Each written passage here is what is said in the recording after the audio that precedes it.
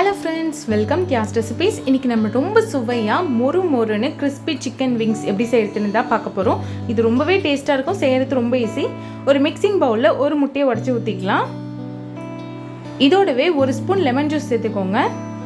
2 spoon தயிர் சேர்த்துக்கிறேன்.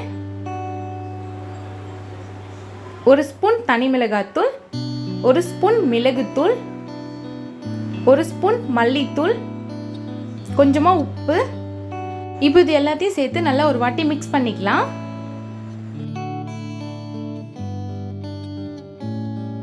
ஒரு ஃபுல் ஸ்பூன் இஞ்சி பூண்டு பேஸ்ட் சேர்த்துக்கோங்க. அதையும் இதில் நல்லா மிக்ஸ் பண்ணிக்கலாம். நல்லா இந்த மாதிரி மிக்ஸ் பண்ணிக்கோங்க.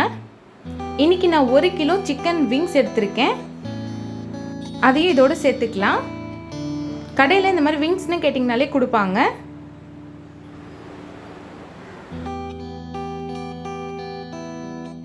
இப்போ இதை நல்லா மசாலாவோட பரட்டி எடுத்துக்கலாம்.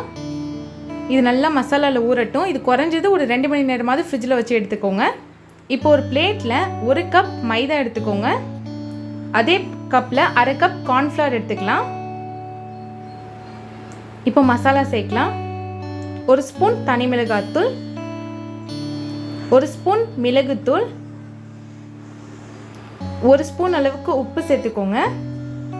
1 ஸ்பூன் பேக்கிங் பவுடர். இது ரொம்ப மொறுன்னு இருக்கிறதுக்காக சேர்க்குறோம். இது ஒரு சீக்ரெட் இன்க்ரீடியன்ட், மேகி மசாலா. இதுவும் சேருங்க, டேஸ்ட் சூப்பராக இருக்கும். இப்போ இது எல்லாத்தையும் ஒரு வாட்டி நல்லா மிக்ஸ் பண்ணிக்கலாம். இப்போ சிக்கன் நல்லா ஊறினதும் இதை நம்ம மாவில் சேர்த்துக்கலாம். மாவில் போட்டு நல்லா கோட் பண்ணுங்க.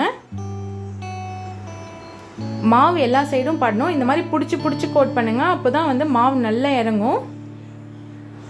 பாருங்கள், இந்த மாதிரி பண்ணுங்கள். இப்போ அந்த மாவெல்லாம் உதறி விட்டிங்கன்னா இந்த மாதிரி ஆகும். இதை தனியாக எடுத்து வச்சுக்கலாம்.